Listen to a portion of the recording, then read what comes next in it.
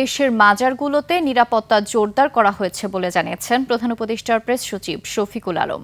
সকালে ময়মনসিংহে দুটি মাজার পরিদর্শন শেষে তিনি বলেন, বাংলাদেশ পীর আউলিয়ার দেশ এবং তাদের হাত ধরেই এদেশে ইসলাম এসেছে, তাই মাজারে হামলা কোনোভাবেই গ্রহণযোগ্য নয়।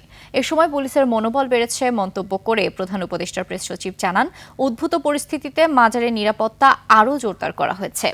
বাংলাদেশকে সম্প্রীতির দেশ উল্লেখ করে শফিকুল আলম আশা প্রকাশ করেন, ধর্ম বর্ণ নির্বিশেষে সবাই এখানে শান্তিপূর্ণভাবে বসবাস করবে।